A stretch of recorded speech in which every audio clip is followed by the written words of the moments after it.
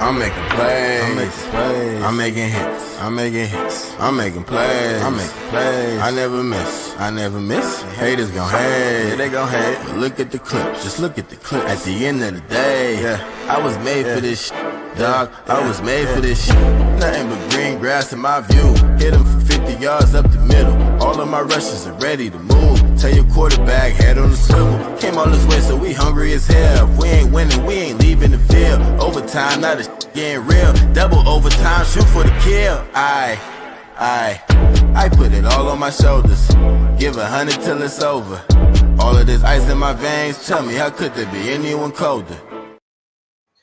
What is up, Chiefs Kingdom? Welcome to Arrowhead AM and PM. Oh, crap. It's just PM. We are in the PM time. I'm Dominic. We got Richard. We got my man DG.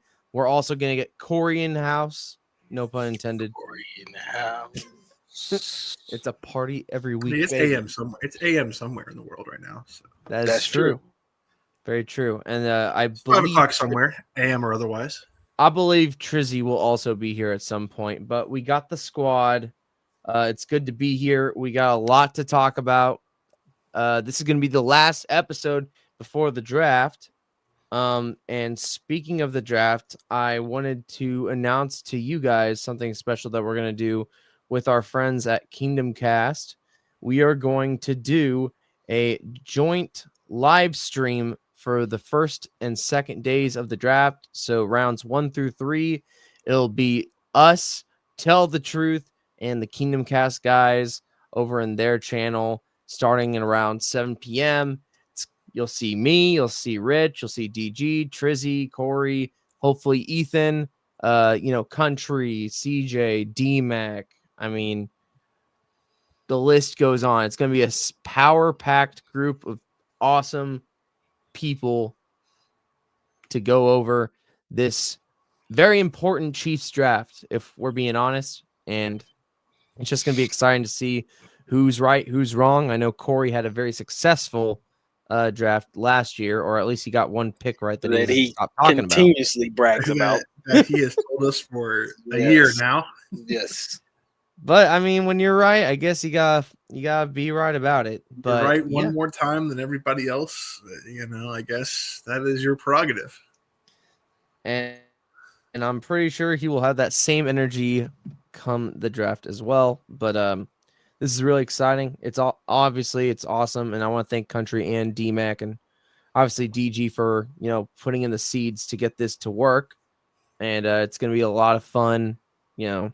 Kingdom Cast is a great group of guys, and we obviously used to be a part of that squad, but the family ties are still there. So it's going to be so much fun. I'm really excited, to be honest. But now that we've gotten that awesome, exciting announcement out of the way, let's get to the nitty gritty. So this is going to be our last show before the draft.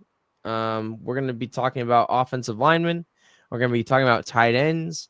We're going to be talking about other random players.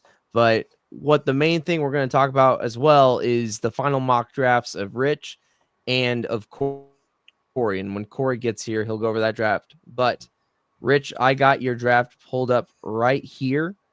And I think, based off what I saw, I think a lot of people are going to be happy with how your draft board lined up. So how about we just start off? Go for it.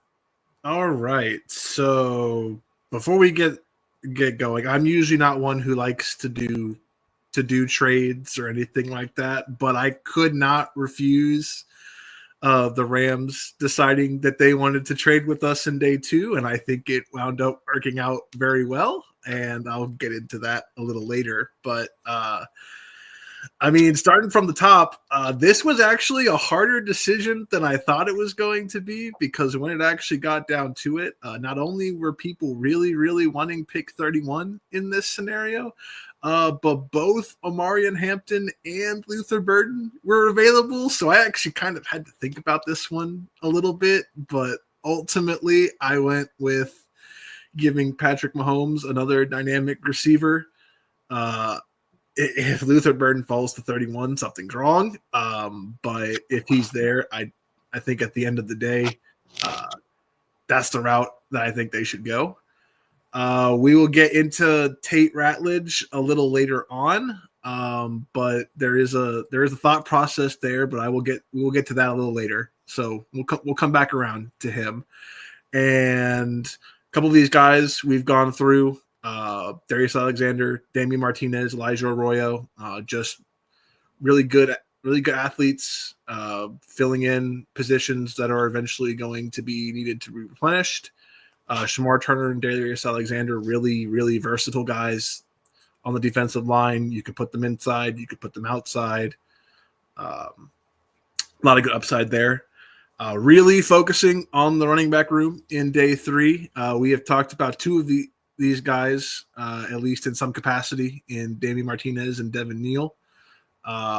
Really wanted to solidify this room. I don't know about anybody else, but I am over 1-year deals at running backs, and I would love to solidify this room for years to come, and getting guys that can either handle early down duties, be a legitimate 3-down presence if he reaches his full potential in a guy like Devin Neal, and getting a really good receiving back, which I think Quint Allen falls into that category. So just really throwing as many darts as you can to fix that running back room and really solidify it for the future. And then Baron Sorrell, I think, is another one of those moldable prospects at edge that I think Spags would love to get his hands on late and see what he can do with him and mold him for the future. So I generally see offense, probably, depending on how the board falls, still being more of a day 2, day 3 area that they try to attack. But if it falls this way, I don't see how they don't go grab a receiver that falls, or even if it's a slight trade up, going and grabbing a receiver that they probably thought should not be there that long when it comes time. So. Yeah, all looks good. Obviously, if Luther Burden falls down there, I think based off of what our drafts have been so far, and the mock drafts have been in this show, if it's literally between Walter Nolan and Luther Burden, if they fall down, to be like, which do you pull the trigger? I'm guessing Walter Nolan probably went a lot earlier in this one, but if Luther's there, you just gotta get him. He's gone by the 20s. He was gone by the early 20s in this scenario, so it was still possible if they wanted to trade up, but I felt the trade down in that scenario probably wasn't overall worth it, even though some of the offers were actually really, really good. So, and my guess is it was because in this scenario, you'd want to draft Luther Burden at 31. So, yeah, I think it was too good to pass up at that point. So, gotcha. What's a scenario you think if there's so like with Walter Nolan being like one of those defensive tackle prospects that a lot of people are salivating at the fact that they could have on their team, what's a team that you would hate Walter Nolan to go on if you were a Chiefs fan? All 30 other ones. Yeah. Also, personally, I would hate in front of this answer for me would probably be the Bills. I'd say the Ravens for me, but the Ravens is interesting because yes, that wouldn't be ideal because they always seem to find a way to find those players at great value. But that being said, by the same token, this class is so deep that they probably would say we could probably take our chances, still get a good prospect, and get some of the guys we want on day 2 and day 3. So, it really kind of depends on what everybody else does in front of them, because there were just there's been a bunch of rumors going around the day that people think Jackson Dart's not going to make it out of the first round. Well, if that happens, then that pushes somebody else further down the board. So Please take Jackson. Yeah, please do that. That would be hilarious and great content for next Thursday. Yeah. But I don't see it happening, but crazier things have happened. So we shall see. Yeah, it's all a matter of how the board really falls. Luther is a guy that I think could be there at 31, just what we've seen out of some of the reports early on or whatever. It seems like he's been kind of falling, and I don't know why that really is. No one seems to know why. And more draft people have just been mocking him in the late parts of the first round, and no one seems to know why. And mock draft, and this is pretty consistent across other draft boards and mock draft simulators, and like he's late first round, and no one seems to really have an answer as to why. So yeah, obviously, it seems to me it's in the realm of possibility still. So obviously, all this stuff on draft night could completely change, and the board always ends up falling in a different way than what we kind of expect. I at this point, I do think Jackson Dart is going to end up going in the first round. I don't know why, but the more quarterbacks and the more offensive position players they get, pushed up, tackles, things of that nature, the better it is for a guy like a weapon like Luther Burton to fall into the Chiefs' lap. So if that's the scenario that they end up having to go with, I'm more than happy if that's where they're at 31. Obviously, I think that Luther might be gone a little bit before that, but I do think that he is probably going to be probably in the back round of the first round. So. Yeah. So over or under 2 running backs is taken in the first round, because I think it's pretty clear at this point Ashton Genty's going top 15. Yeah. And most people are pretty set that they think Amarian Hampton's going to go first round.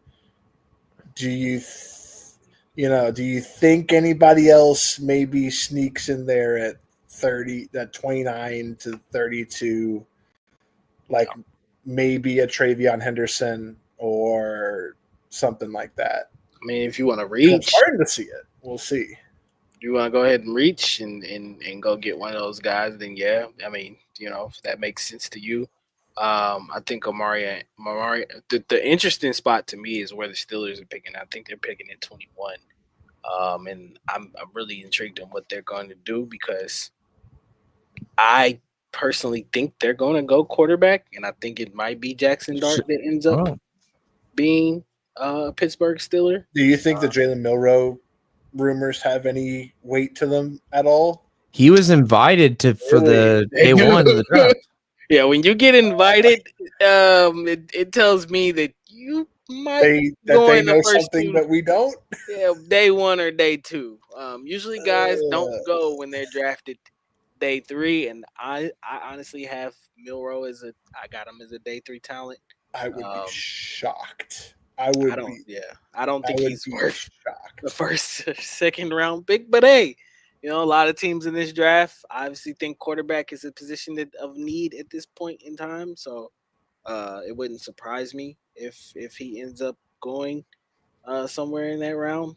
So we could end up getting 4 quarterbacks taken in the first round, and if that's the case, then it tremendously works out way better for the Chiefs to get whoever the best player is available on the board at that point. Yeah, it's being at 31, though, is sometimes like, knowing that we go to the Super Bowl all the time is pretty fun, but having a pick that late can get a little annoying every now and then.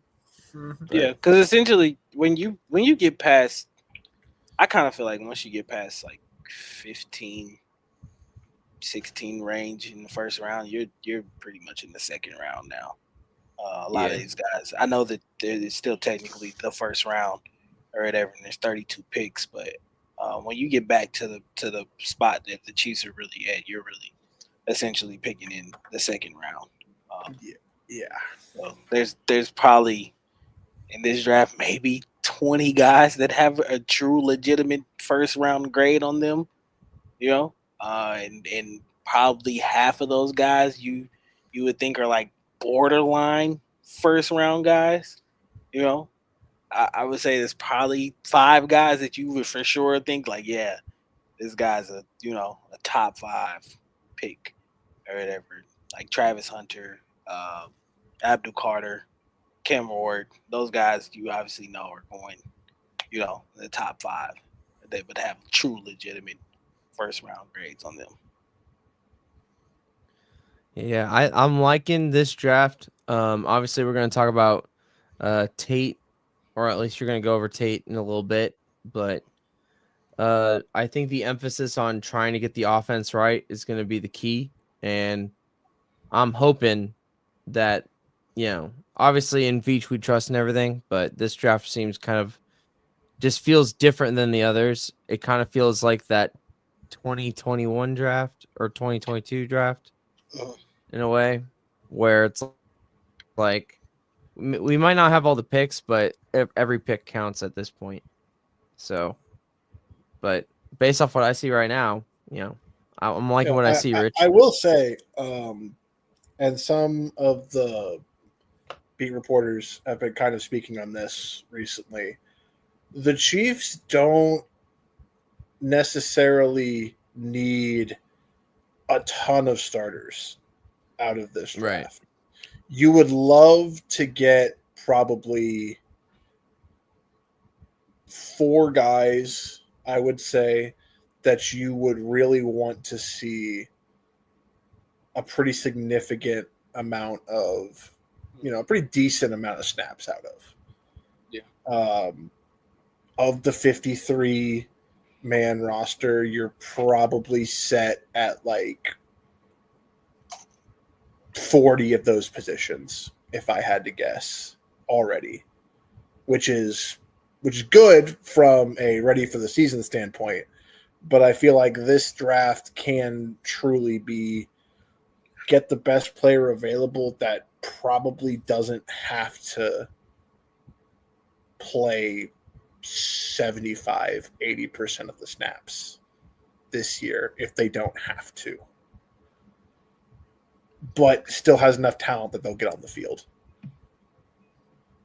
I think if anything, it's mainly the offensive pieces that are going to get more of the shine. But if it's like defense, it's more like, great depth. Rotation. It'll be rotation. Yeah, rotation guys. So, but yeah, great start. Thank you for, would you say this is your final mock draft, or do you think you're going to have something cooked up right before draft day? I may look, because we are in full smoke screen season now that we are a week from tomorrow being away from the draft. We are in full smoke screen season, final prep. Everybody knows pretty much what their board, I would say just about every team at this point knows what their board looks like, and probably has about 3 to 4 picks at least at every draft slot at this point. So really it comes down to, do you think you're going to trade, and who do you think you're going to trade with when it comes time to make the call on draft night? And that's always a wild card. So I think at this point they have their prospects nailed down. It's just a matter of which ones fall.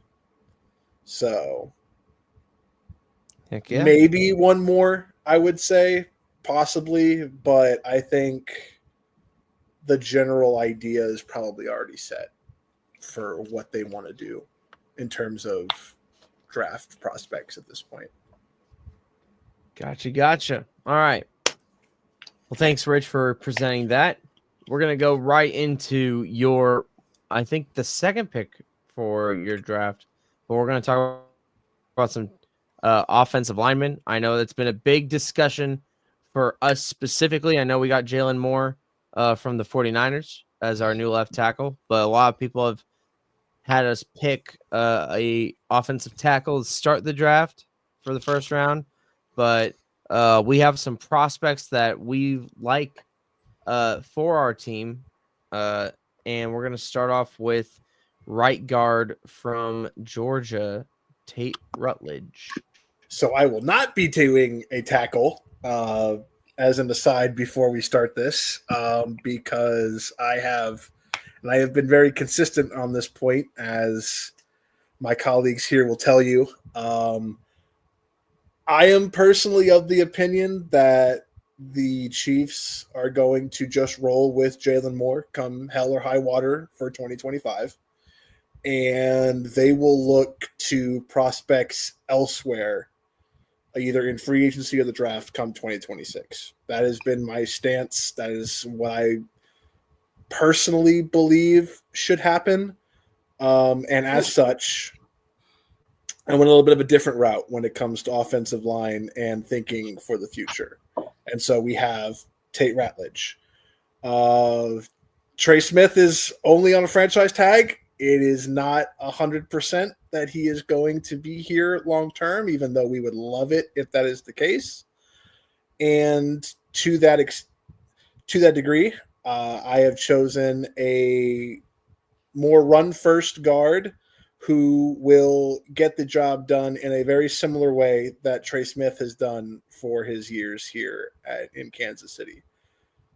Super strong, super aggressive, and violent at the point of attack when it comes to the run game. If he gets his hands on you, which is one of his big things, is he does not have the longest arms in the world, which limits his versatility to pretty much guard only in the NFL. If he gets his hands on you, it's pretty much over. He is great with his hands at the point of attack. He is great with his violence and stonewalling free rushers. He is great with double teams and setting up defenders at the second level. When it comes to combo blocking, the biggest things for him is that he does tend to get a little high in his pad level because of all of that aggression. So he will need to be kind of reined in that aspect.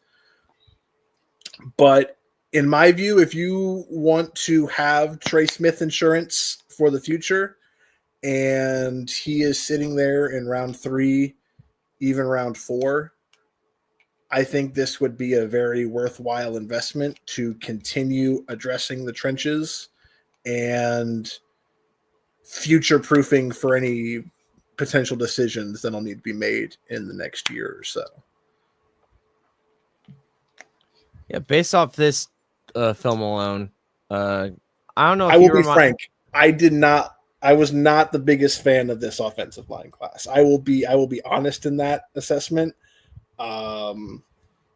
It's not a class that I think was worth supremely big investment, especially at the tackle position, just because of the top-heavy nature of it. But with that being said, I do still think there is value in the later rounds that can be had should they want to go that route, depending on how the draft falls early on. What up, Corey? It's good to see you. How's it going?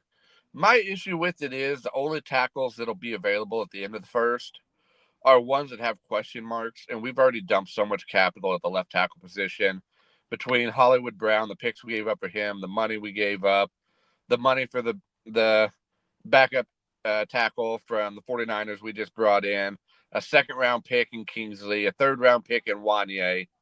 Then you bring in another first-round pick on somebody that has question marks. If it works out, great. Beach looks awesome. Left tackle spot filled. But if it doesn't, people are going to start questioning how much we've already invested in there to not have a long-term solution.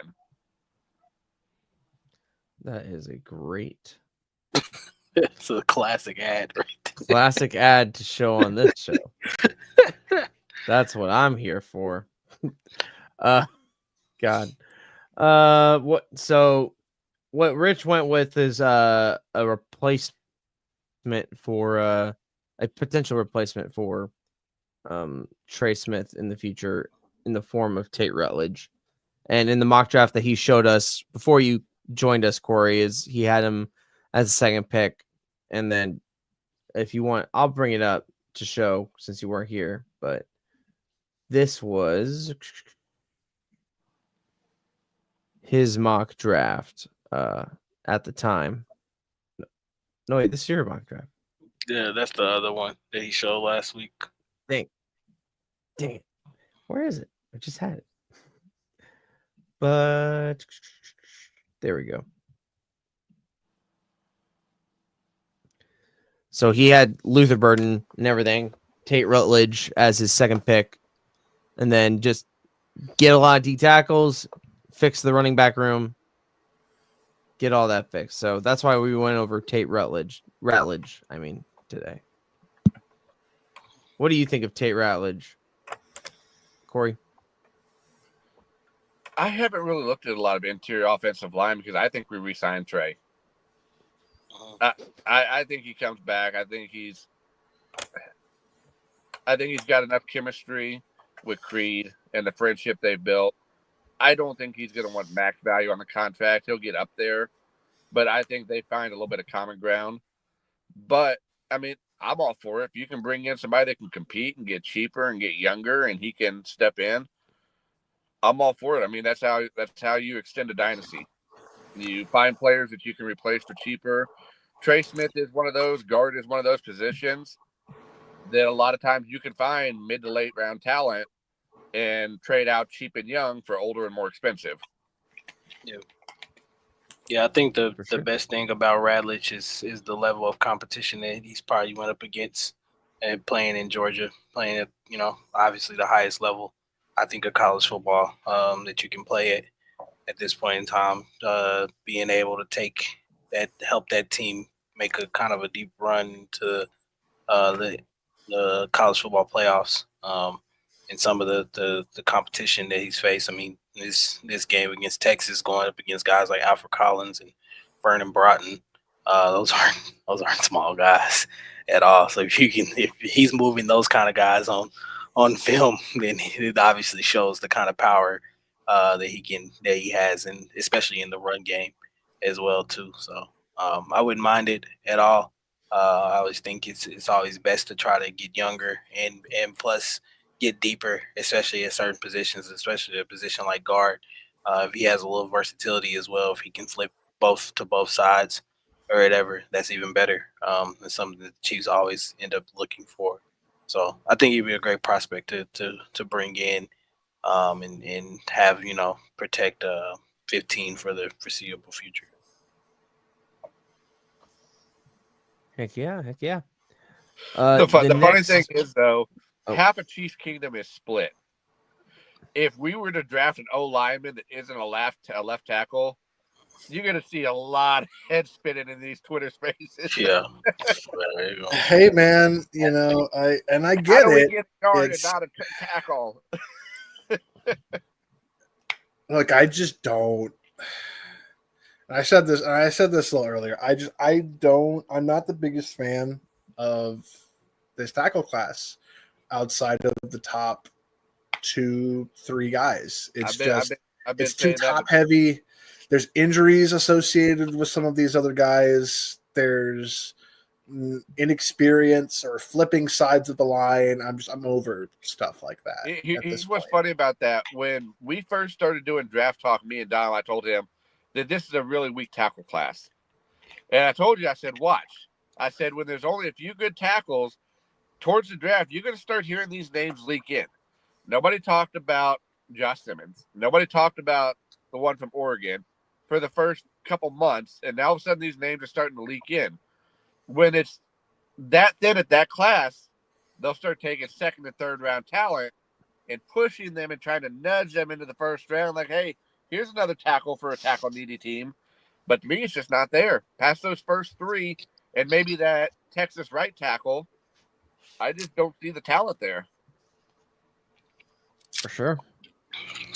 All right. Let's see. I think this is DG's prospect, and I'm probably gonna butcher his name, but it Ariante. is Ariante Urseri. Ursary, yeah, Ursary. You got it. Mhm. Yeah, Ursary's a guy, tackle out of Minnesota. Actually, local kid as well too. Played it was actually from my neighborhood that I grew up in, Ruskin. Played at Ruskin High School. Um, yeah, exceptional length for this kid. He's got great hands, great length and wingspan. He's got a great natural anchor. Um, he's played against really high level competition. I think one of his better games was actually against one of the guys that says is going to be a top 5 player in this draft, and that's Abdul Carter. Had a great game against him. Not a lot of people were able to have good games against Abdul Carter. So uh, he's a quick processor. He's got a explosive first step. Uh, and he's played at left tackle predominantly for most of his career there at Minnesota. Definitely a road grader in the run game as well too.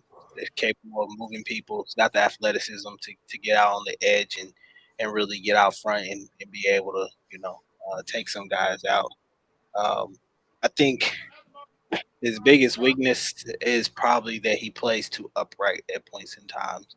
And against more powerful edge rushers, he can be successful to a bull rush, things of that nature. Just with the way he plays with his pad level at points, he does kind of struggle sometimes with blitz packages and pickups and things of that nature. So communication issues could be something that he early on in his career that he could have an issue with at points. But those things can always be developed and worked out at any point in time. Um, but I think he's a great prospect. I would see him as more of a borderline day 2, maybe if he falls to day 3 in that area. I wouldn't mind taking him at 66 or 63 if that's the case for the Chiefs. I think bringing him in would allow them to play Jalen Moore in his first year, see if he's capable of making it to that second year as well. And if not, having him, Ursary, ready for next season to play a left tackle, or you can end up having him in a spot of if Jawan Taylor prices himself out of here, then you end up with a right tackle for the foreseeable future. So I love prospect, love the story as well too. Can't go wrong with the local kid. Be a great story for him to be in the Kansas City Chiefs uniform. I know he's talked about it. As I know it's been a dream, definitely of his. So would be uber excited for him to be back home and play for his hometown squad.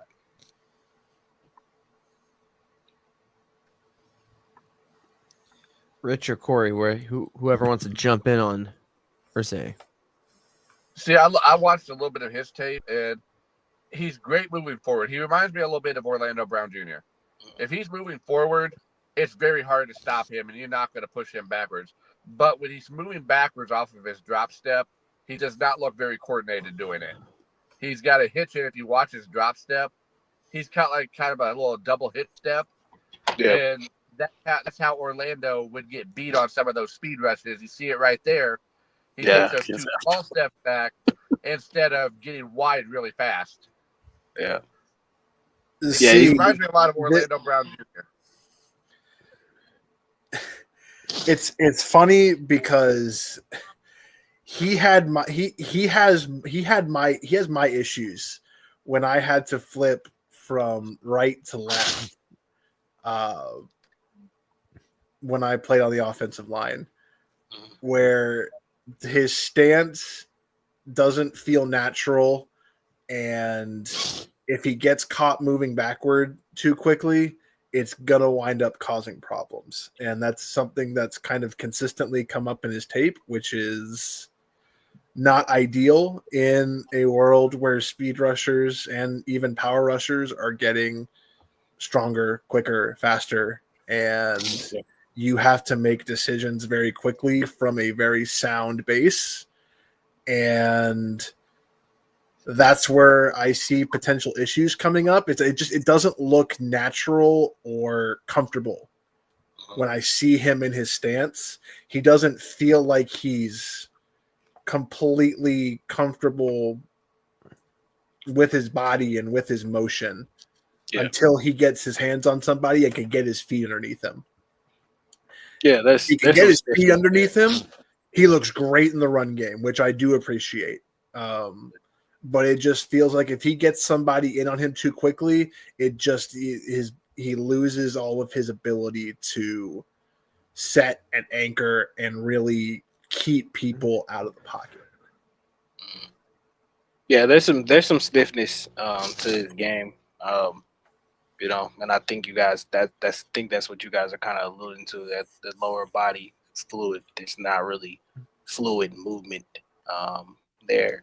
So I think that's something he could run in trouble too, especially against, you know, more seasoned pass rushers in this NFL today. So but I still think that he's a guy that you could bring in, like I said, and I feel like he definitely be a guy you have to bring in and develop a little bit and probably sit for a year or so and have him work with the offensive line coach and get him ready probably for the foreseeable future, 2026 or 2027, somewhere down the road. So. I know, Richard, you might have more experience with this than me. I've never played on the line. But I think the problem with going from right to left is when watching tape, when you're on the right-hand side, speed rushers don't try to loop around near as big on the right-hand side because it's in the quarterback's face and they can step up underneath it. So you see a lot of right tackles, they have more of a straight backwards drop step. On the left-hand side with speed rushers, you have to make that decision like that, whether or not you're going to do that full left lunge to get out in front of him or drop step on a bull rush. And I think going from the right to the left, we saw that issue with Orlando too. Just had issues on making the decision too quick. He would back up on a speed rush and get beat around the edge, or he would jump outside and get hit with a double move back inside too fast. I think it just may be something going from right to left, the different technique and the type of drop steps is just hard to carry over. Yeah, a lot of misconception about offensive line, especially at the tackle position, is, oh, you just flip your stance and do the exact same things you do on the other side of the line, and you should be just fine. It is not that at all. You have, especially if you right have tackle is more right tackle, especially if you have a left-handed back, quarterback. Left is more left and right. Especially if you have a right-handed quarterback, the left side is their blind side. So you are the most. But even if you have a left-handed quarterback, left tackle is assignments and IDs and everything about that is not as simple as just, oh, you flip your responsibility to whatever backside does. There's a lot more technique and stance, and you can't use the same technique that you've used on the opposite side of the line, and it winds up working. The thing with Ursary is sometimes when he lines up in his stance, he looks like he's in a right tackle stance trying to do left tackle things, just with the way he sets up, where his plant foot is, just like little things like that. And a lot of times it is the little things when it comes to playing offensive tackle, is that everything has to be in sync with both your guard, your tight end, and then ultimately like what your quarterback is doing in the pocket. So it's not as simple as having your plant foot be the opposite or hand placement or anything like that. It's a lot more in depth than that. And sometimes that shows up when you're trying to move somebody.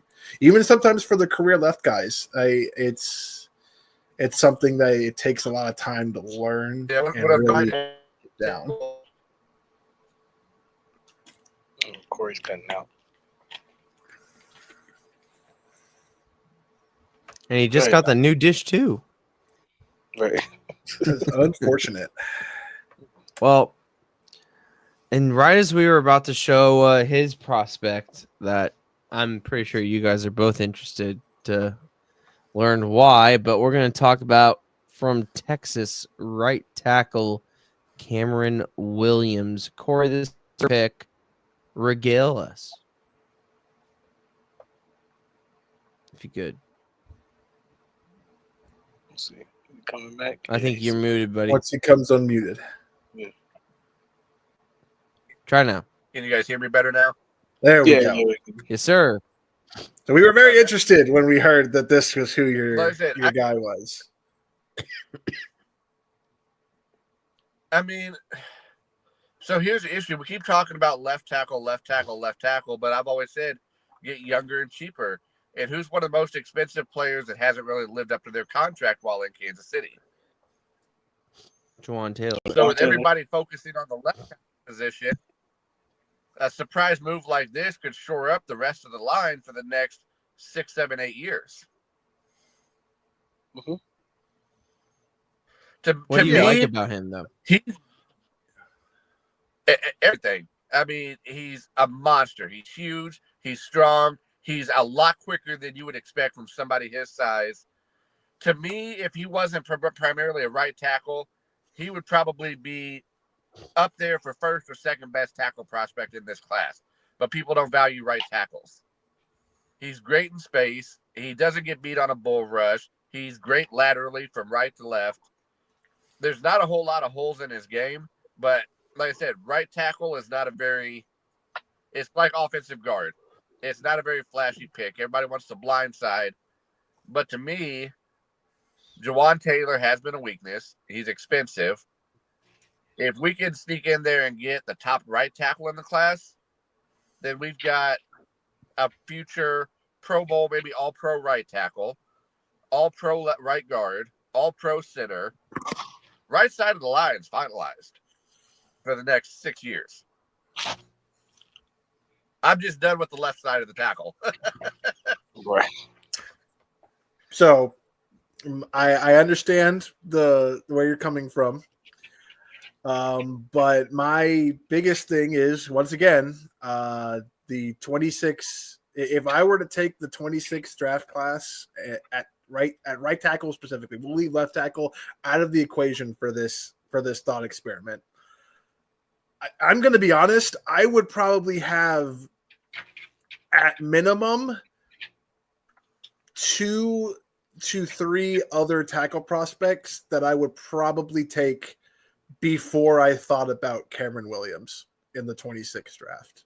Here's the thing, though. If I had to, and here's the biggest reason why. And yes, while he was hurt, and I'm sure this is something, and DG will know this better than me because he's the big Texas guy when it comes to this. I was very concerned by some of the things I saw against the best competition in the biggest moments. Cameron Williams did not I'm going to be honest, just did not look good. The highs, when they're there, the highs look great, but the lows just did not inspire any confidence that you can prevent that from happening on a more frequent basis. Here's the He thing. just he feels too variable for me. It does nothing look consistent. Better than Taylor right now. No. When healthy. When healthy, no. I still don't. I think he's and the reason and the biggest reason why is because like I said, on tape, nothing looks consistent enough. And against the best competition that he faced, that showed up the most. Like Georgia and Ohio State ate him alive. And it was very clear and obvious that he was not ready. Georgia lights everybody up. Georgia's D line for the last 2 years has eaten up every NFL. I will be honest. This was the while they were still very good, this was the least overall talented D line they've had in 3 years, Man. and they still ate Texas O line alive.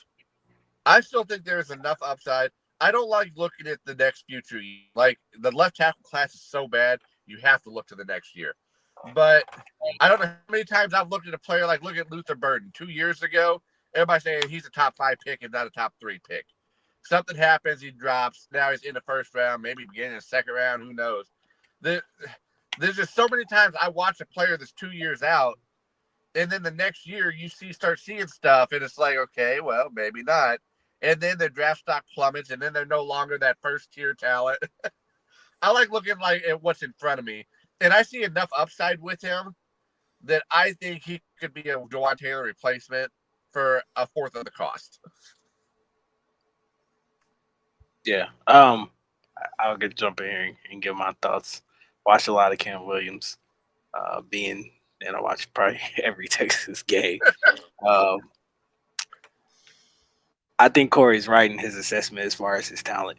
I think he is extremely talented tackle. The biggest issue that I have with Cam Williams is that he is going to piss you off a lot. He is very penalty laden for sure. There are times where I think that he tries to rely a little bit too much on his athleticism at points in times. And I just think that there are times where he gets a little caught up trying to showcase that talent or what he can really do instead of mentally locking himself in. Maybe that's just me just, watching from the kind of the big brother fan perspective of being a Texas fan. But there are a lot of games where he's really just pissing you off because he's better than this. Or maybe that's something that as he goes on his journey in the league that he can obviously get better at and change and the course of through his career. But I don't think he's a bad prospect or anything. Just for us, I wouldn't take him personally, just because I think like we said, we've been looking for predominantly more on the left side of that line or whatever. But I do think it is a fair assessment to bring in a guy if you feel like you're going to lose Jawan Taylor, and having that is just like what I talked about with Ursay. Bringing in a replacement that, if Jawan Taylor prices himself out of here, then you have that guy that, is behind him to plug in and play right tackle. So I wouldn't be uber excited or anything, but at the same time, I would understand the pick as well too. But I just know that he's gonna be a massive headache. So I want to know my mental process when I chose that. I'm starting to lose confidence in Beach's. I've got confidence in Beach in just about everything, but that left tackle spot is starting to worry me. And so, to me, if you can't address that and you're having trouble drafting and being able to evaluate the talent that'll translate on the left side, get cheaper on the right side and spend the money on the left side. Yeah, that makes sense. Yeah, I understand. I understand the thought process behind it. Ultimately, I just feel he needs a lot more technical refinement because the penalties are just. I'm telling you, you're gonna watch him. You're gonna be doing this like that's what I said. I am going to be very frank. I dropped him off of round 1 entirely because just off the penalties, like not even taking anything else into consideration. We already have that problem. Yeah, if Jawan Taylor pisses you off, Cam Williams. Here's the thing though. 30 penalties a year at $20 million a year, 30 penalties a year at $3 million a year. My head still hurts, Corey. That's the problem though. My head still hurts. I Yeah, still but the get wallet will feel better. frustrated. Neither. might It hurt, won't but the make me wallet feel feels better. better. My head will still hurt, and I'll still need something later. Yeah, I'm gonna pray for you guys, Oscar. Sorry about that, brother. Don't know what that life is like right now, so wish I could relate. I used to. We used to know what that was like. I mean, Yeah, what are you talking about? We in the spent late 25 years 2000s. going through I that. understand what that was like. Well, not now, though. It was not now, sure. I don't but know we if it know what was that's to the like. level of the Jets, though. Yeah. What I yeah. can say is, it eventually gets better. There will be a Oscar- day. There will be a day. I literally promise. There will be We a day. literally had fans paid to have airplanes fly over with banners saying, "Fire this coach, fire that coach." We've been there. People coming out of pocket to fly over banners. It can fire only people. get better. There is it can't get worse. Trust me. It cannot get worse. Better for the Jets, though. It can. It just may take a little bit, I'm just messing but with it can get better. you. For your sake, I hope so too. I mean, I think they did. I like specifically that they got the coach they wanted, and then they just got rid of the question of, is Aaron Rodgers coming back? Yeah. I think that was a step in the right direction. It's probably not going to lead to wins this year, but if it establishes a culture, then things might get better. So Let me put it this way: if somebody can rein in the owner even just a little bit, then I will tell you there's a chance. If somebody could be worse. can It do could it, be Dallas.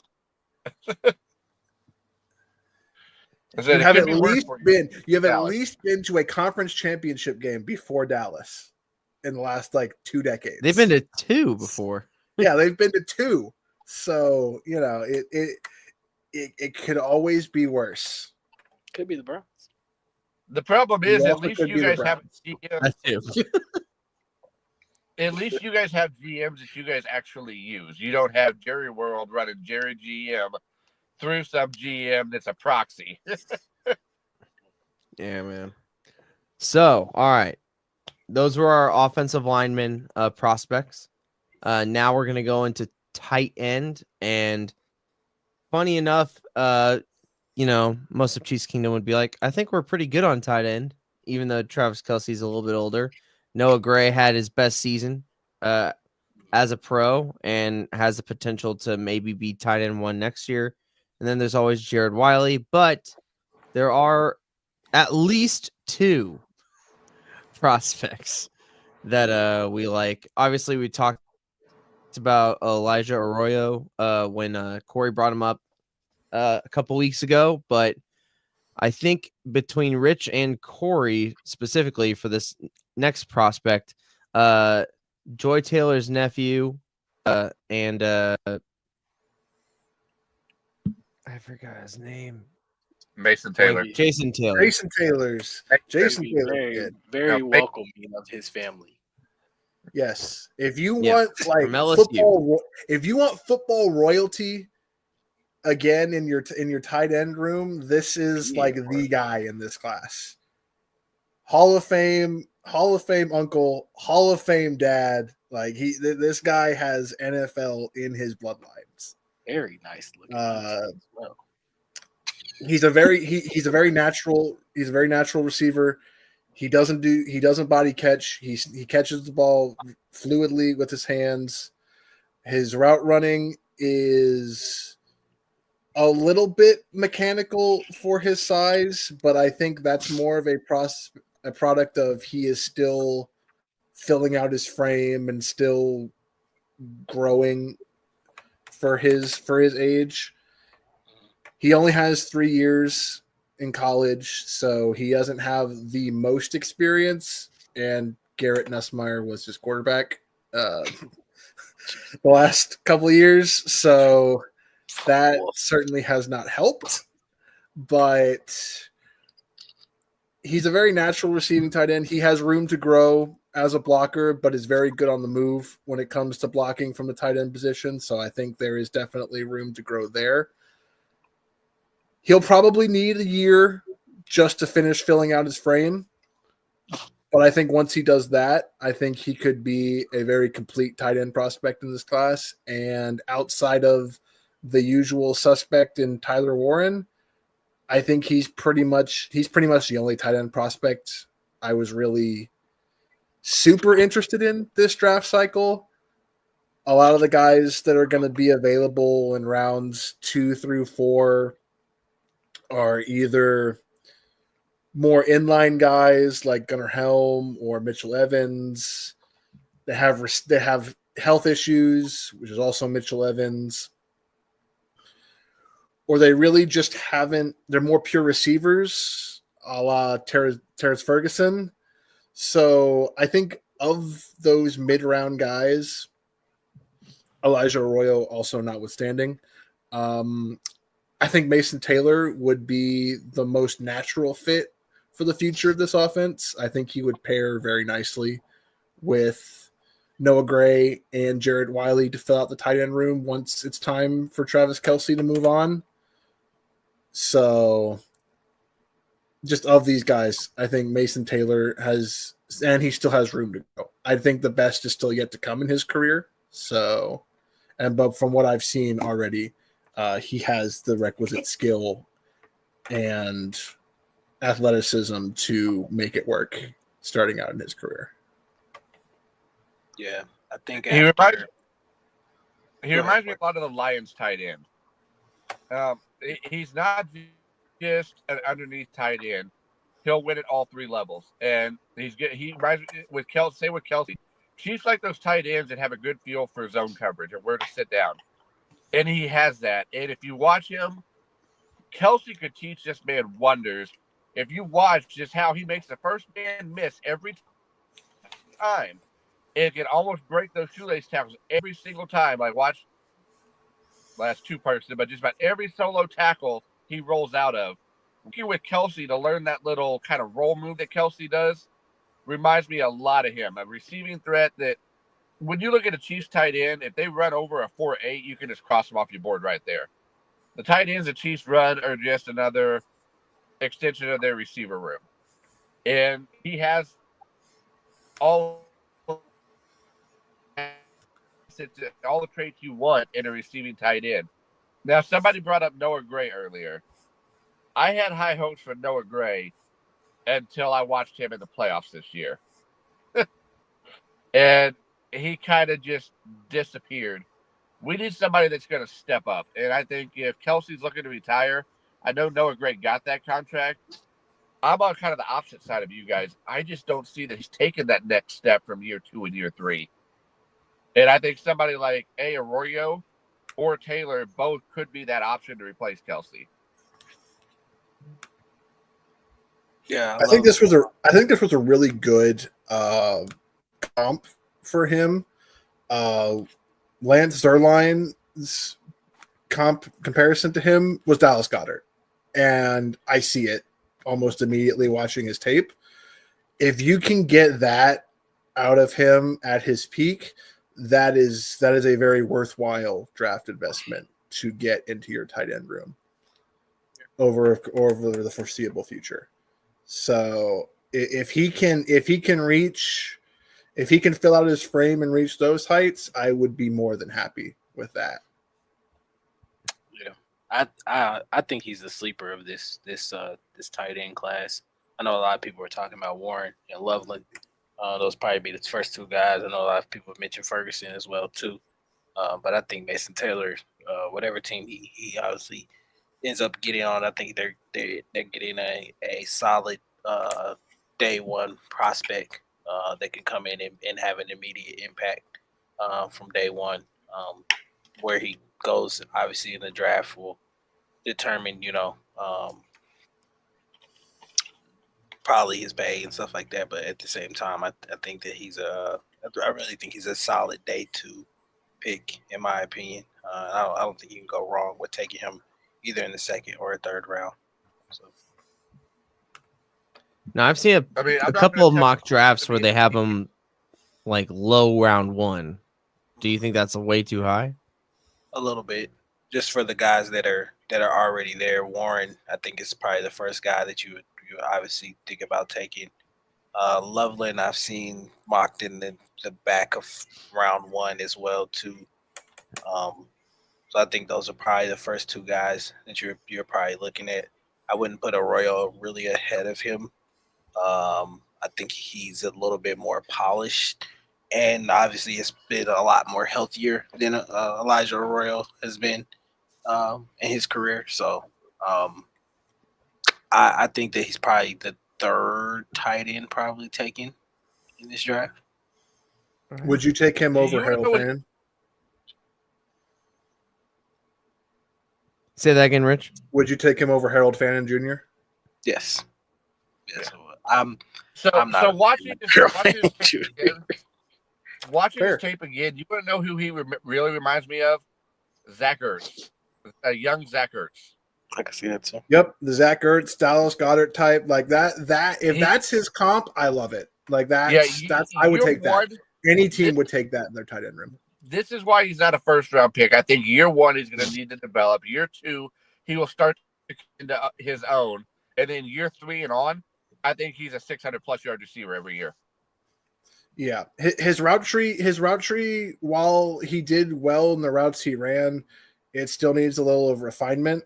And while he is good at stacking linebackers and running those seam routes, the kind of mechanical, despite the fact that he moves, that he has pretty fluid, natural movement off the line. Once he kind of gets into his routes, he kind of gives away to DBs and some linebackers what he's going to do. And so he's a little bit predictable in his route running. So he'll need to utilize, which is why I think he's not done developing or growing yet. So once he gets a better feel for the game and kind of grows into probably another maybe 10 pounds, kind of gets that NFL prototypical tight end body going, I think he will be more refined in that way. Which is why I think he's going to be probably more of a year 2-ish guy before he really starts seeing a lot of playing time. I mean, For who's sure. the most unpredictable tight end in the league that he can sit behind and work behind? Right. Yeah. Kelsey could teach him a lot about that. Like I said, a lot of those I saw, if he would, instead of him just keep running and try to do that little dive over him, just that little wiggle that Kelsey does where he just kind of just reverses field and runs around. I've seen a lot of those with tight ends. Like, man, Kelsey's the only one I see do that. Like, and now that I'm watching tight ends, it's like, man, if he would just do what Kelsey does, there's an extra 15 yards there. Yeah, the Ole Miss game, I think really kind of highlights that potential for him. His first touchdown where he just splits 3 Ole Miss defenders and basically makes them all tackle each other, is probably the best example of he's got the speed and enough shiftiness when he puts it all together. Guys just can't tackle him. So I think it's just going to take a little bit more time for him to get accustomed to all of that on a consistent basis. So, All right. Well, Mason Taylor looks like he would be a fantastic successor for number 87. But since tight end's kind of thin when it comes to the draft, we talk about Elijah Arroyo again, but instead to shake things up a little bit, we're going to talk about Gunnar Helm from Texas. And DG, while I bring up the clip, this is all you, man. Yeah, man. Gunnar was one of my favorite players at Texas. Man, you talk about a kid that he does everything right. Smart kid. Plays at a really competitive level. Always wants to compete and always wants to try to make the big play. Got very good natural hands. He catches the ball out in front of him a lot of times. My bad. I would say that he's very good in like contested catch situations as well too. He's got great size as well. The main part I think the biggest downfall about his game is that it's not a really refined route tree for him. In Texas, he ran a lot of crossers, a lot of vertical seam routes, a lot of these type of routes where it's kind of just stop and go and get upfield, which he's obviously really good at. But I think at the pro level, you could get matched up against guys that are a little bit physical, a little bit more faster than he is. But he just does everything well, man. He's a good solid blocker. He's just all around good tight end. But I think that's also can be kind of a downfall for this class because there's nothing there that flashes out to you that makes you think like, dang, we really got to take this guy right here. I think he'll be a solid player in the league. I think he'll be, in my opinion, I could see him in a role where he's a good, solid tight end two option for you. I think for the Chiefs' perspective, it it kind of wouldn't make sense to me just because I think they've already have this guy on their their team. I think they have two of these guys on their team right now, and in Jared Wiley and in Noah Gray as well too. But I mean, if you would want to bring him in, you know what you would be getting out of him, what he can obviously do. I think he could come in and obviously have an immediate impact as well. I just wouldn't expect him to be a star, that takeover for Travis Kelsey type player at this point in his career. So, love Gunner, man. Like I said, I think he's gonna be a solid option for any team that he ends up going to. I just don't expect anything special out of him. The way he moves, he kind of reminds me of that. Who's that Colts tight end? What are you talking about? They plays for the Colts now? Either now or last year. I think it was last year, year before. Jelani Woods? Jelani Woods? No, the other one. Can't think of his name. I'd have to look it up. Yeah, let me look it up real quick. He just plays a little stiff. Mm-hmm. Mo Alley Jack Cox. Doyle? Oh, Mo Alley, yeah. That's kind of the role that I would assume Gunner Helm would probably take on. Yeah, he's a good contested. He's a great contested catch guy. I like the effort he plays with. Mm-hmm.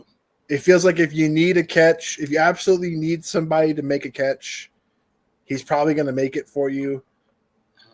But the thing for me is he feels kind of maxed out as a prospect. Again, yeah, what you see is what you're going to get, and you're probably not getting more of that just because he seems already filled out. Yeah, you could have him run more routes, but at the end of the day, that's just kind of what he is. He's more of a receiving. He's in kind of that receiving tight end realm where that might be all he's doing. Yeah. More of a red zone receiving type tight end.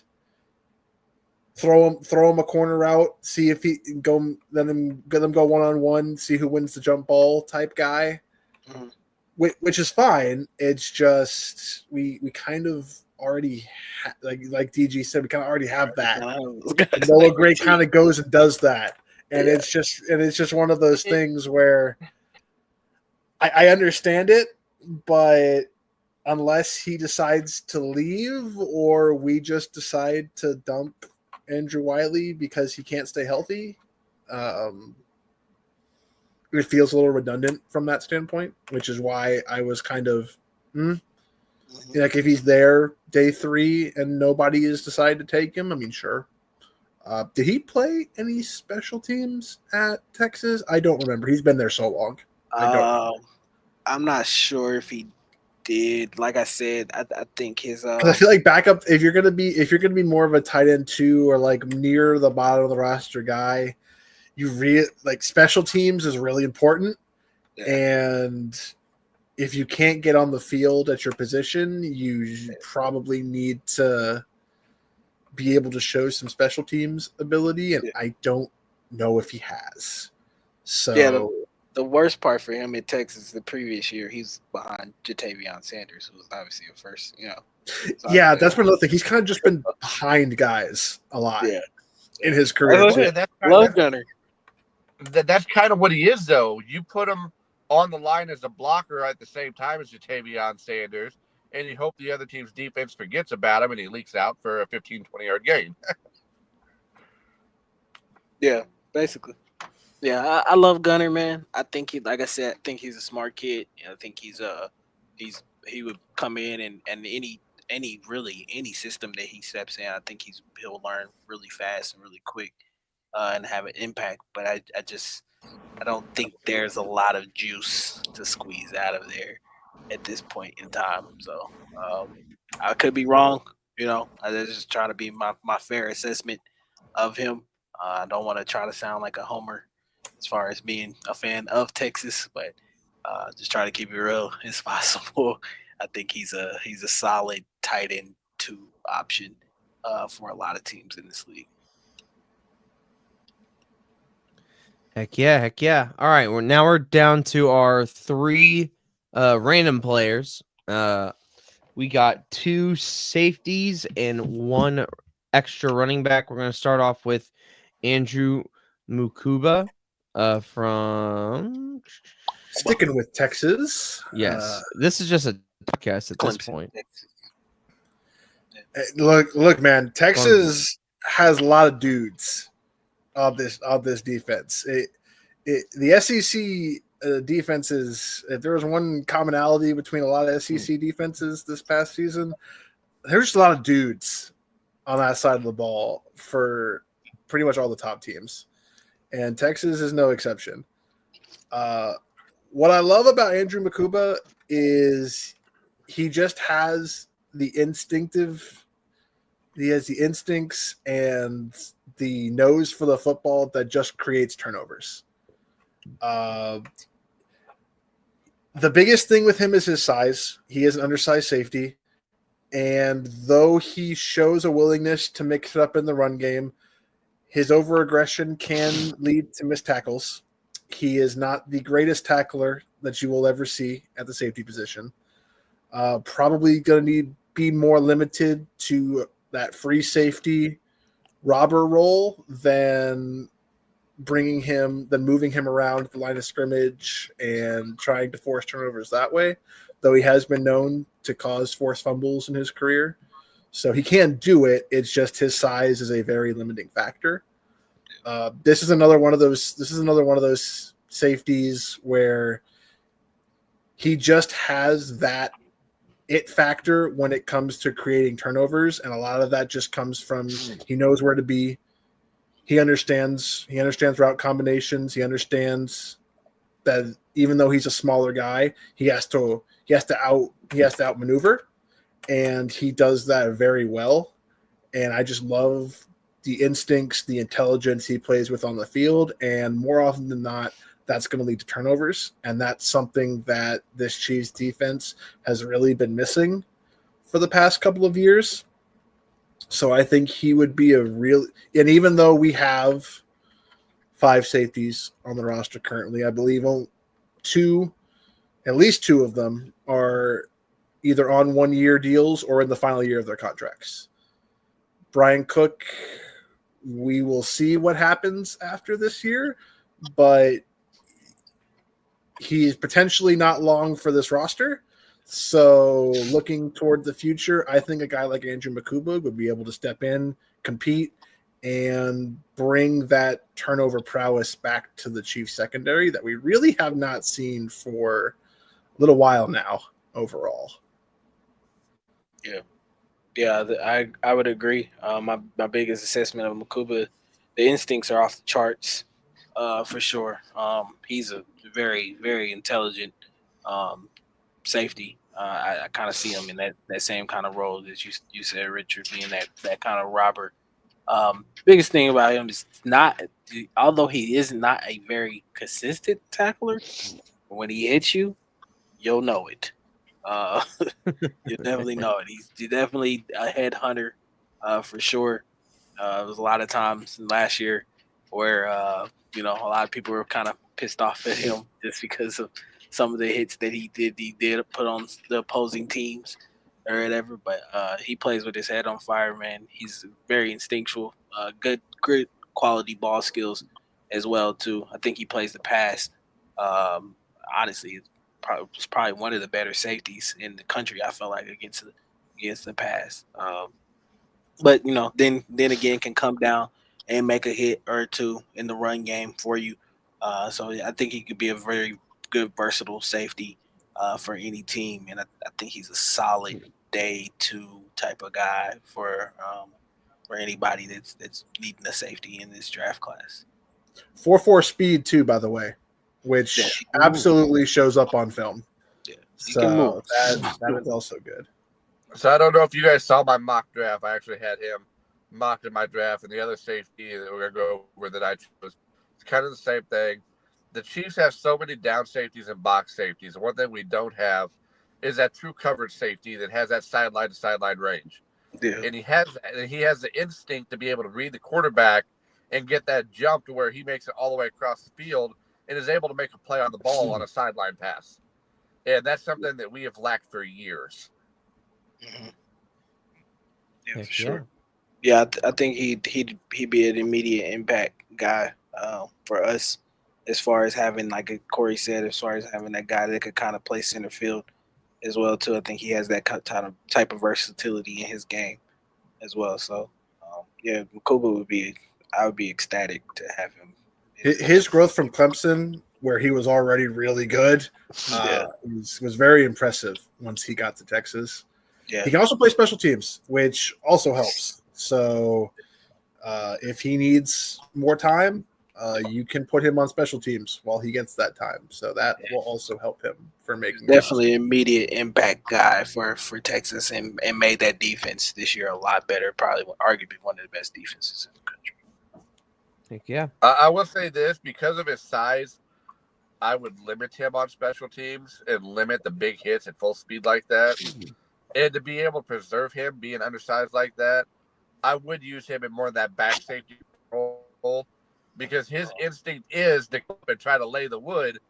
But when you're only 170 pounds, you're taking, no matter how hard you hit somebody, you're taking the blunt of that hit.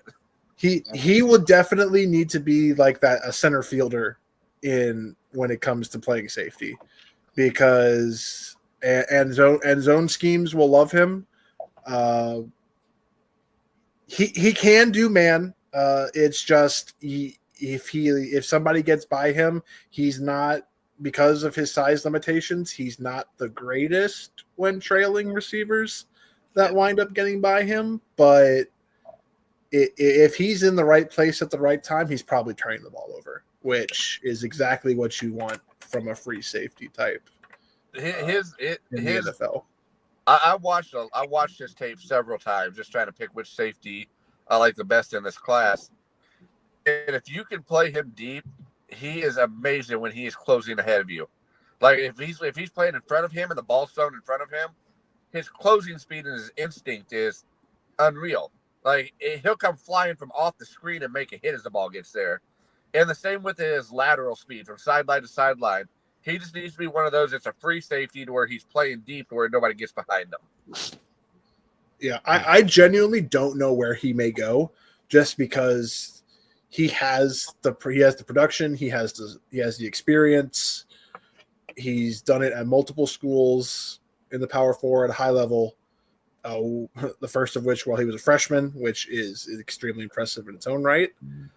So he could go round 2. His size could push him to late round 3. I don't think he lasts to day 3. I think if you're going to take him, you need to take him within the first 3 rounds, or he will instantly be gone. So I think it's just a matter of what teams need in terms of a safety. I don't think there's any way he makes it past round 4. No, if he makes it none day whatsoever. 3. I don't think he'll make it past day 2. All right. So our next player is another safety, Corey's Jordan Hancock from the Ohio State. Like I said, I was torn between safety because I really like Winston too with his injury history, or Winslow, I think his name, but his injury history kind of just we've had enough injuries at safety between Thornhill and Cook, and they usually don't return the form after that. But like I said, it's another true coverage safety, good ball skills, and it lays the wood just like the last one we just watched. Not afraid to hit, and that's what we need. What's one thing that we have lacked over the last few years? Turnovers. We have not been the same in the turnover differential. We don't have that guy that's going to go lay the wood and knock the ball out or strip the ball out or be able to make a play on the ball. We need to get that guy on the back end of the. I mean, even McDuffie. McDuffie's not a turnover machine as great as he is. We need the guy on that back end that's going to be able to make reads and get us the ball back and force turnovers. Yep. Yeah, for sure. I think the biggest thing for me is he was a bit penalty prone, which that entire Ohio State secondary kind of had that problem in 2024. So I don't know if that was just a problem of when it rains, it pours, or if that's some genuine technical things that need to get ironed out. But that was the biggest thing for me that kind of moved him down from other guys like Makuba. Obviously, Winston Jr., yeah, the injury history is not great. But I wouldn't mind him if he's there round 4, late round 3. I wouldn't say no, just because like Makuba, he's got the instincts. He's got the ability to turn the ball over. It's just he's going to need, like Makuba, he's going to need to prove he can hold up because the frame and size concerns are unfortunately there. And he got to clean up the penalties. That unfortunately came up way too much. Didn't hurt Ohio State in the end, but it was definitely apparent. I will say I'm a little bit biased on these picks, like the last two.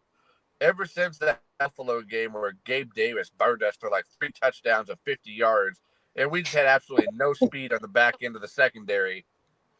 And we keep going for these, besides Hicks, these 6'2" safeties that run 4.6s and 4.7s that just don't have the speed to keep up on the back end. The one thing we're lacking is that speed, and both of these guys have it. We have the tacklers, we have the ones that can cover tight ends. What we lack is the person that has that sideline to sideline speed that can shut down the deep ball.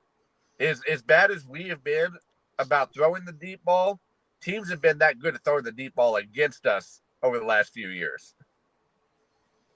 Yeah, for sure. Yeah. All right. And then our final prospect that we're going to be talking about tonight is a running back out of, is it also Texas? Man, this is a Texas podcast. At this point, DG, did you who I think it is? To the viewers out there, this was not my idea. Okay, I didn't expect Except to come for in here and Jaden talk Blue. about. Hey, yeah, Jaden Blue was my okay. idea. All right. Yeah, man, Jaden Blue, man, is look, if you want speed, you want explosion, Jaden Blue's your guy. This kid has all the speed and explosion in his game. One cut, he's gone. He really, I hate saying this so much. I know people are gonna be like, he's not Jamal Charles. That's who he reminds me a lot of with his running style, especially when playing with us. Ooh. I mean, Jamal Charles is also Isn't he a converted receiver? Uh, I saw one running back I was looking at today. Is he a converted receiver? He's got that small frame that he looks like he may be either. I think receiver. it's either him or LaQuint Allen was out of Syracuse. I think he was a converted receiver. Jaden, yeah, I'm not sure if he was converted. So I'll say this: his biggest thing, man, his biggest main issue of why you didn't see a lot of him last year, he has horrible trouble holding on to the ball. He's got massive fumbling issues.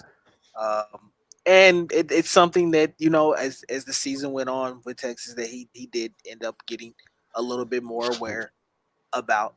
But, it did lead to him losing his job. to Contravion Wisner, who was really supposed to end up being his backup once we lost CJ Baxter last year at the beginning of the year. So Jaden Blue obviously was supposed to be the starter at Texas, but just because he just cannot hold on to the ball at points in times, led us to having to really, go with another option. I will say to your point though, Corey, too, is he is a phenomenal receiver. He's great in that wheel route area, those Texas angle routes, things like this when he gets out in open space. And if you give him a sliver of space, he's gone. You're not catching him at all.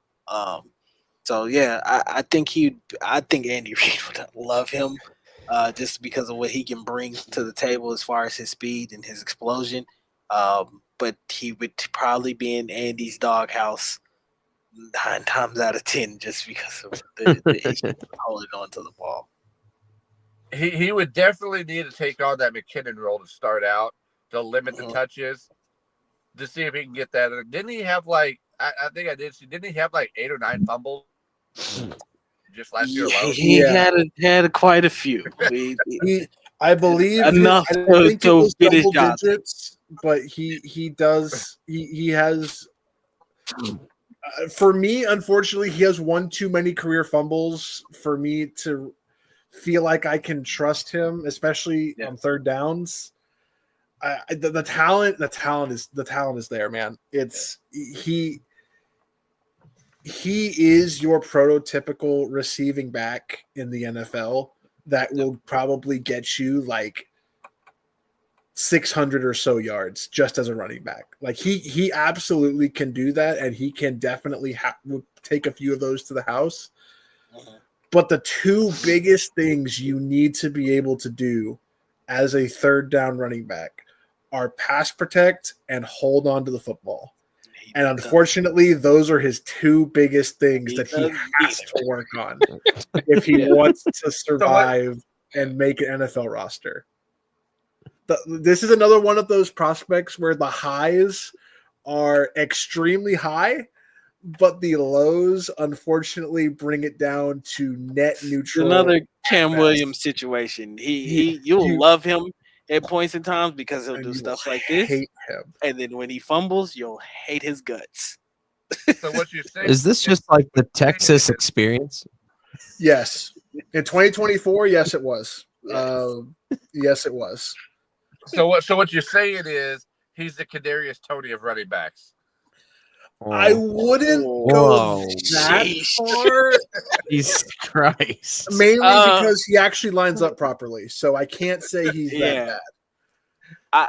I think a lot of it's concentration issues. I think a lot of it came from he looks to make the play before he fully secures the football. And that's what I think led to at least a few of his fumbles, where his eyes get too big when he sees that he's juked the first defender as soon as he got his hands on the ball, and he's looking at the 20 yards of green grass in front of him, and then suddenly someone comes up out of his peripheral vision and knocks the ball out. And you're showing one of the games where he fumbled, I think, twice. Yeah. So, that's the problem. It sucks because if he didn't have the fumbling issues, I would probably take him over LaQuint Allen for a receiving back.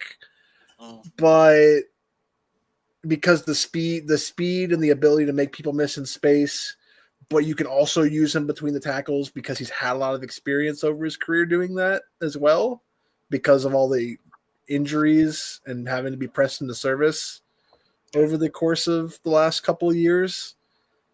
It's just, man, the fumbles are just killer, and they always seem to happen at the worst time. Well, here's my concern. If we know this is an issue, every other team is going to know this is an issue. And every quarterback, every defensive end, defensive lineman, every safety is going to be raking in that ball. Yeah. I love the kid. I would definitely love him to be here. But if you draft him to any team that does draft him, you're gonna love him and you're gonna hate him at the same time, especially if he can't fix his ball security issues. Because there'll be times where he'll break a 60-yard run, and then on a 3-yard run, he'll get in between the tackles and he'll fumble. He'll put the ball on the ground for sure. He might be one of those that you have to limit between the tackles, like purely McKinnon third down roll, just so he's not having 4 hands raking at that ball at once. Yeah. Any linebacker any linebacker or safety that he'll get matched up on and in a wheel route like type situation you see in some of those highlights, they can't keep up with him. And as far as straight line speed, he's just that fast. I think his best game to me, in my opinion, was against Clemson.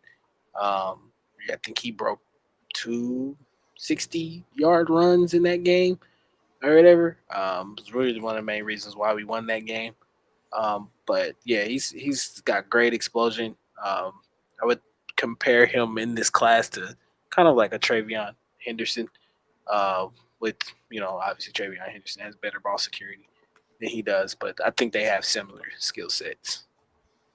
Yeah, Gotcha. I would if he's there late, and I'm saying late because I think that's ultimately where he's going to wind up falling, is that round 6, round 7, and that's the bed he made for himself.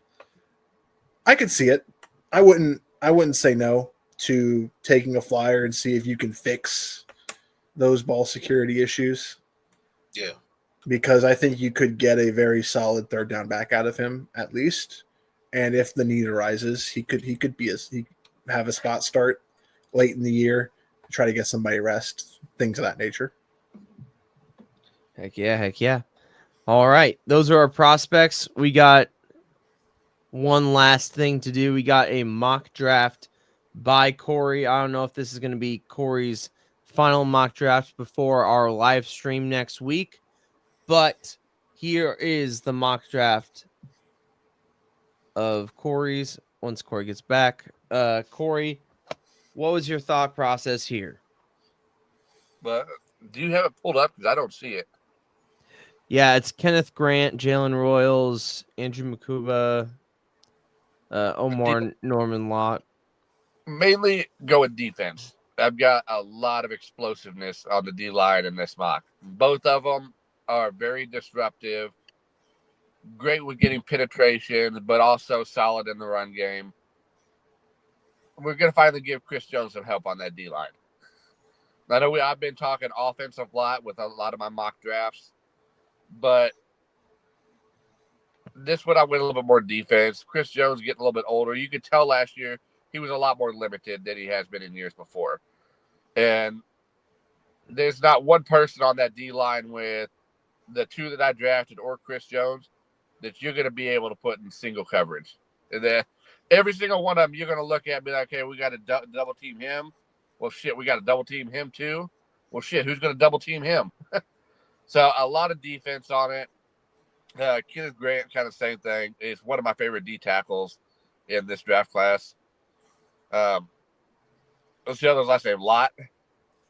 Yeah, Norman Lott. Yeah, kind of the same thing. Both of them very similar, very disruptive. Like I said, it'll no longer be Chris Jones just getting pressure from the inside. Gotcha. Yeah, this one looks good. A lot of I know we brought up Jalen Royals before for wide receiver, and we just talked about Makuba. Can you talk about Bashal Tootin as a running back from Virginia Tech and how he could be useful for our team? That's it.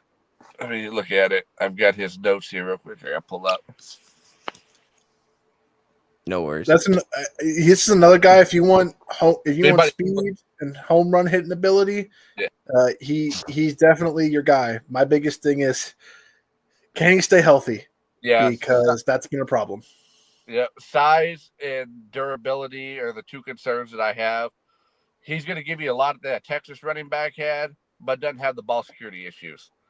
But when smaller backs, how often do they hold up getting a heavy workload? And the problem with what I think the Chiefs need is they need somebody that's going to be that 3-down back, and somebody that's undersized like that. The Chiefs kind of run like they don't help the running backs out a lot, and we run a lot of RPOs to where the offensive line doesn't really get a push downfield, and so smaller back is going to be running right into the back of that O line a lot and getting pounded at the line, like you saw with Pacheco and Hunt. Those first few yards when you're running behind an RPO O line are gritty yards till you get past that first line.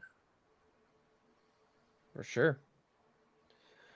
This was a great mock draft. Is this going to be your final mock draft before the main show, or are you going to have something locked in before the show?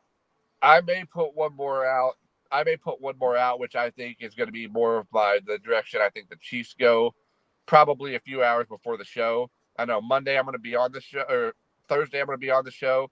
Friday, me and D-Mac are still trying to figure out, because I think a couple of us are going to Draft Fest in Kansas City, but we're not going to the same ones. There's two different ones that the Chiefs are having. The one I'm going to is in North KC. The one I think CJ's going to is in Overland Park. So I think that we're going to try to find a way that we can jump in kind of live from Draft Fest here. That we may not be as consistent like the whole show, but we may hop in and give some reactions to different players of where they went, and then the Chiefs picks and stuff like that for day 2. Hell yeah. Hell yeah. Well, thank you for making that mock draft. You and Rich, great insight for this draft. And since this is our last show before that live stream, that let me bring the graphic up again for that live stream. That is going to be next week, Thursday, because we are a week away from the NFL draft. Kingdom Cast, Tell the Truth, Arrowhead AM and PM, a joint live stream with the Kingdom Cast family for the first 3 rounds. Obviously, the day 1 first round. We're just waiting on one pick, but it's still going to be exciting nonetheless, especially based off all the talent that we've talked about and the excitement from what the first 4 picks are going to do in general, other than the Titans picking Cam Ward, obviously. Yeah, that one doesn't count. The draft starts at number 2. Yeah. So a lot of intrigue, a lot of excitement, a lot of just analysis from us. I know I'm going to be there, especially for day 1 at least. But it's going to be a lot. I should be there for day 1. And probably day 2. We'll see. Day 2 possibly. So I'll tell you, since DG's in here, I'm going to throw a little fun shade. You see that crown on the top of his emblem? I still got that crown from last year from getting most picks right in the first round. So one of y'all got to try to take it back from me. What did I say when I started this live stream? Corey was the one that will not stop talking about how good he did last year. Oh, no, I'm not saying I want somebody to come take it. Like, we've all got great knowledge of football. I'm just daring somebody, come on, come take it. That's valid. It's very valid. I kind of wanted to end it with 3 prospects. I'm not going to show film because it's all stuff that we've talked about. But to me, there are 3 prospects that I've researched that if it's available to get them, they should get them. And we've talked about them before. But I'm just going to name them really quick and kind of get your thoughts before we sign off.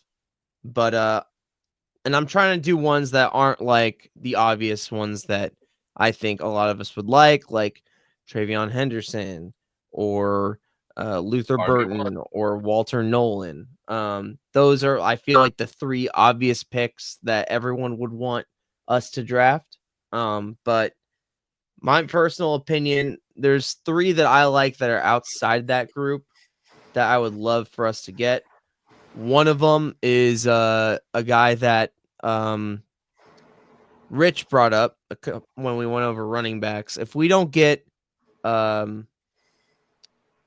Travion Henderson, I'm liking what I saw from Damian Martinez from Miami.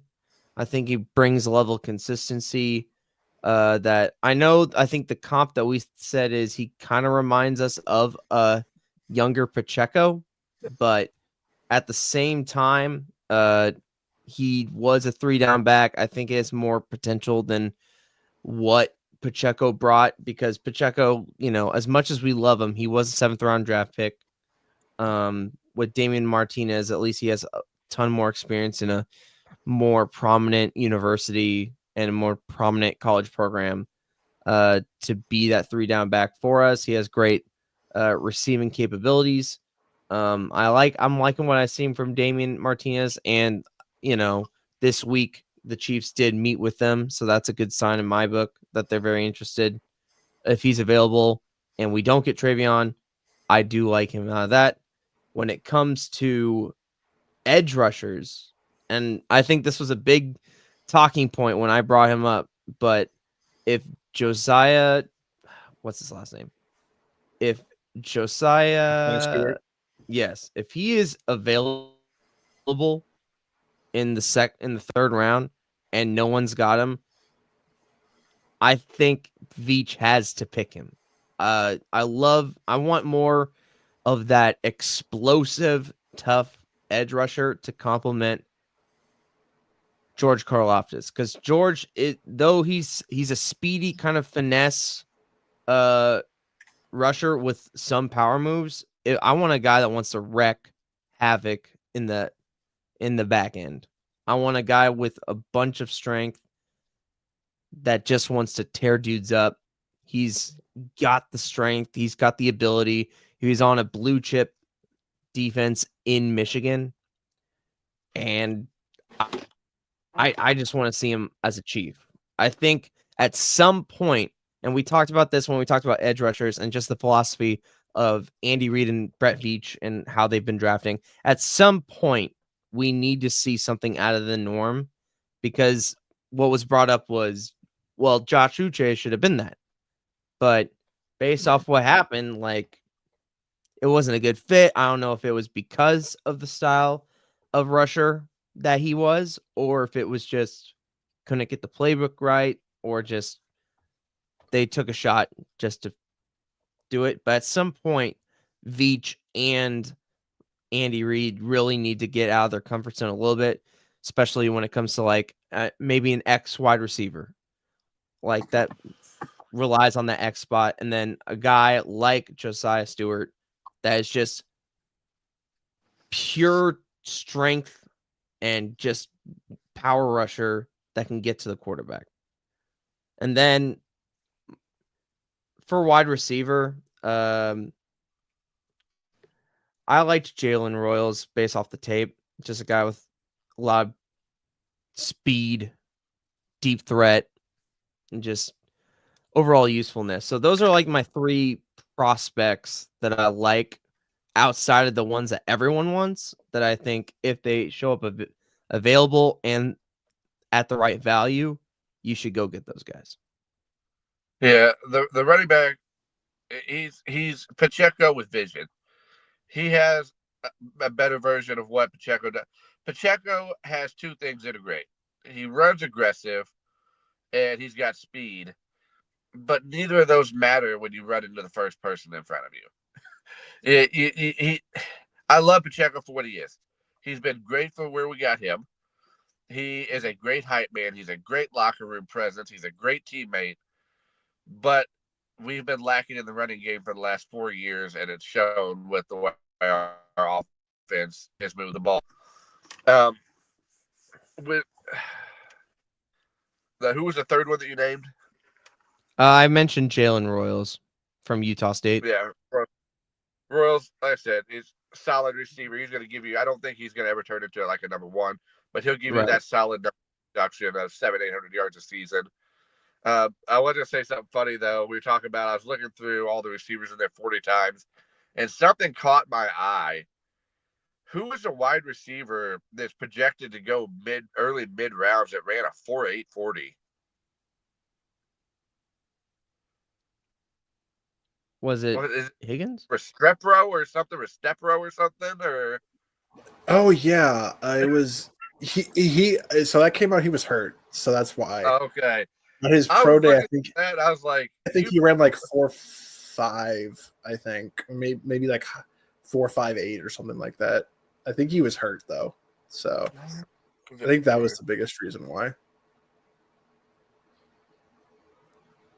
Well, and it seems as though everyone's kind of has a good idea of why I like Josiah Stewart, but I think he's probably my favorite guy that I've liked watching since we started this draft analysis. That would be great value, and I think just would really help not only get sacks, but help with Chris Jones too.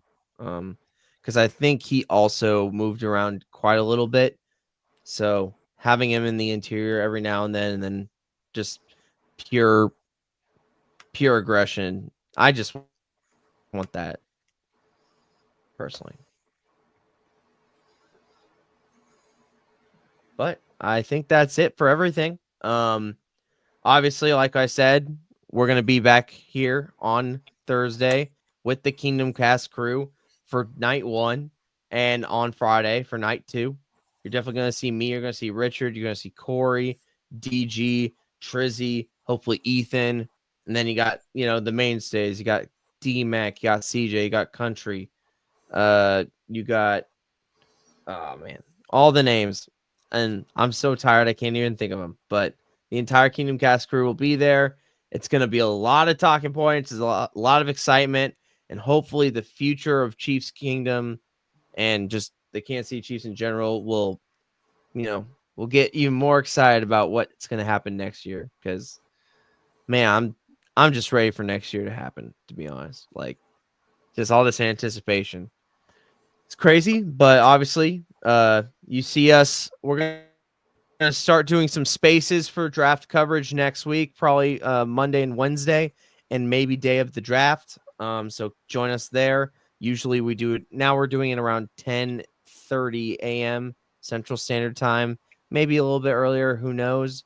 Next week we won't be on because of the live stream, but we will be on the following week for post-draft analysis. You can see us on X. You can see us on YouTube. You can listen to us on Apple and Spotify. Usually Trizzy says something very inspirational at the end of these things, but Trizzy isn't here. So what I'll say is it's the Super Bowl loss really stung, and it's been kind of weird just sitting here waiting for maybe a sign or an answer to what happened. And there's a lot of talk. I mean, there's certain people that say that we're not going to make the playoffs, or certain people that say we're not even going to win the division, and certain people that say that even if we make the playoffs, we're out in the first round. So, and the thing is, it's Chargers win the division off season. It's let's all doubt the Chiefs kind of off season, like it always is every single year. And at this point, it's just kind of like, I got to see it to believe it. And I know that this organization will do everything in its power to adjust from what happened during that Super Bowl loss. This organization is so good when it comes to figuring out how to address weaknesses quickly after an embarrassment, if we're being honest. Happened against the Bengals, happened against the Bucks, and I'm fully expecting this draft specifically to address the needs that we have. So, guys, I know September couldn't get here any faster, but the draft is exciting. Can't wait to see new talent, and we can't wait to see you guys next week. You guys have a great night. How about those Chiefs? I put it all on my shoulders. Give 100 till it's over. I told you.